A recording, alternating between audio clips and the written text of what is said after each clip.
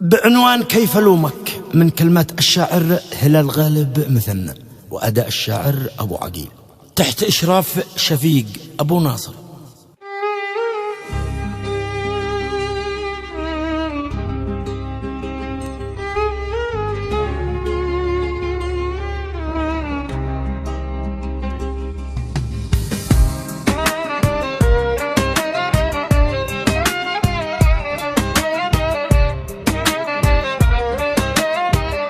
تسجيل في استوديوهات وصاب للإنتاج الفني. كيف ألومك يا ما نذهلني وعذبني جمالك، كيف أعبر عن شعوري لك بالأسلوب الحضاري. كل ما فكرت في غزوك وقررت احتلالك، وعبر الوديان واقطع في السفر نحوك الصحاري. انسحب فجأة وتوقف خطوتي تربد رمالك،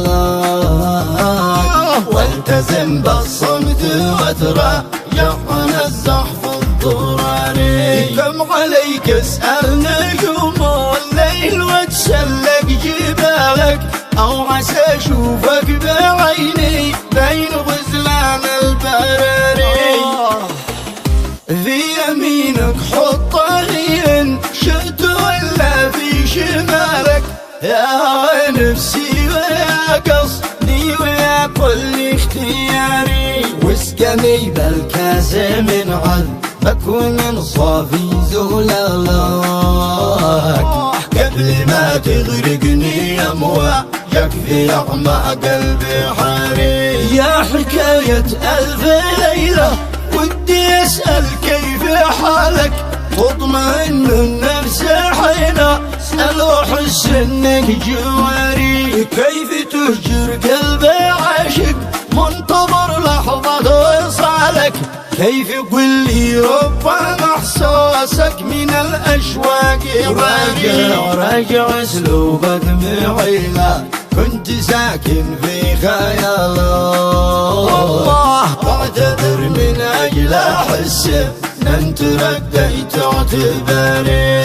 انتظرتك قبل تفكيرك بغيري وانشغالك، قبل ما تعلن علي بالجفا حال الطواري. في النهاية ويش أقول لك سوي فيني ما بدالك، بنتظر اصبر على حجرك ولو طال انتظاري. ربما لاقيك في بحر الهوى حطي رحلي، لأن حظي فيك ما طارني يجتاز اختباري.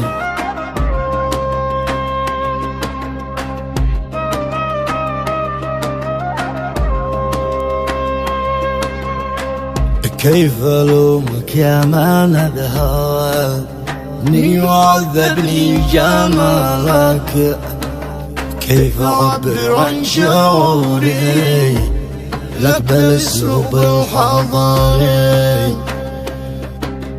كل ما فكرت في غاز وقررت احتلالك، وعبر الوديان واقطع في السفر نحوك صحاري. انسحب فجأة وتوقف خطوتي تربة رمالك، والتزم بالصمت وتراجع عن الزحف الضراري. كم عليك اسأل نجوم الليل وتسلق جبالك، أو عسى أشوفك بعيني بين غزلان البراري. في يمينك حط إن شئت ولا في شمالك،